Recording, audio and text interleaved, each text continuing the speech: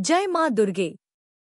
इस video series में हम जानेंगे श्रीमद् देवी भागवत महापुराण के 12 स्कंधों का सार सरल भाषा में।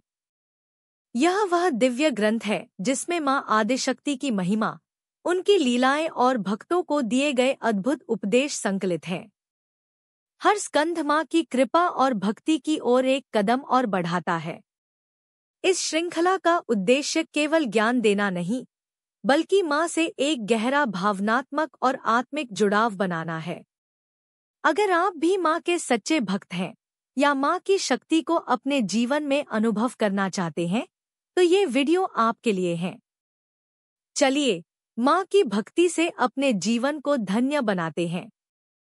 जय माता जी। प्रथम स्कंध, देवी महिमा और व्यास को प्रेरणा।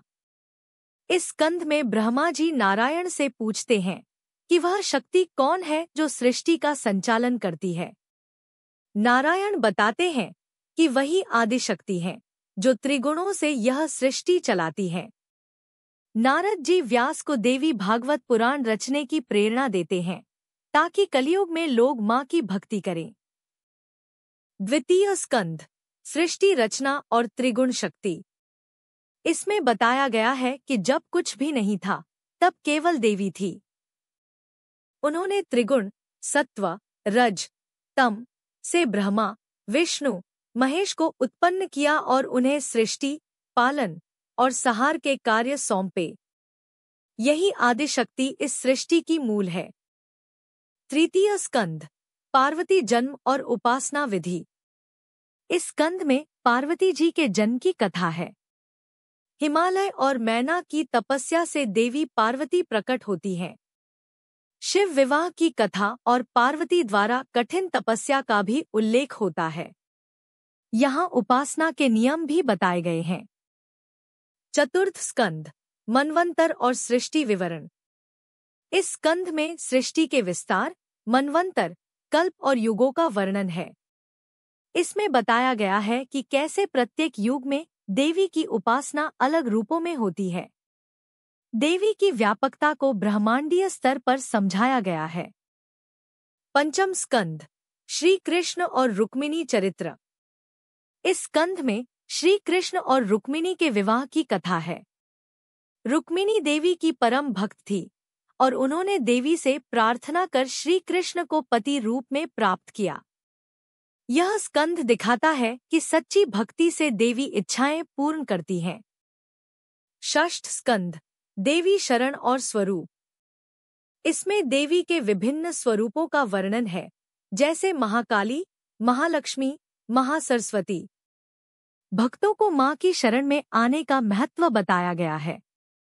जो माँ की शरण में आता है वह कभी दुखी नहीं रहता। सप्तम स्कंध, महिषासुर युद्ध। इसमें महिषासुर का अहंकार और देवी का उससे युद्ध वर्णित है।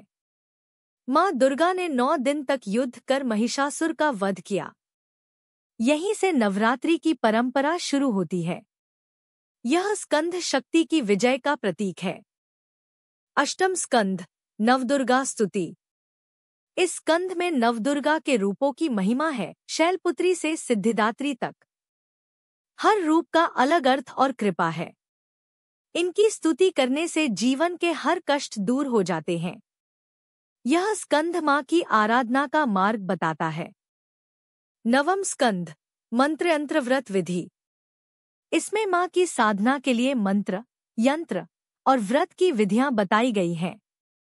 कौन सा मंत्र कब और कैसे जपना चाहिए, इसका विस्तार से वर्णन है। यह स्कंध साधकों के लिए मार्गदर्शक है।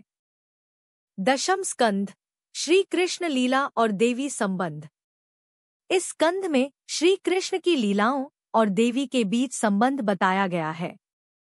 श्री कृष्ण स्वयं देवी के उपासक थे और राधा रूप में देवी की महिमा प्रकट होती है। यह स्कंध भक्ति और प्रेम का संगम है। एकादश स्कंध, तांत्रिक उपासना और ध्यान। इसमें तांत्रिक विधियों से देवी की उपासना का वर्णन है।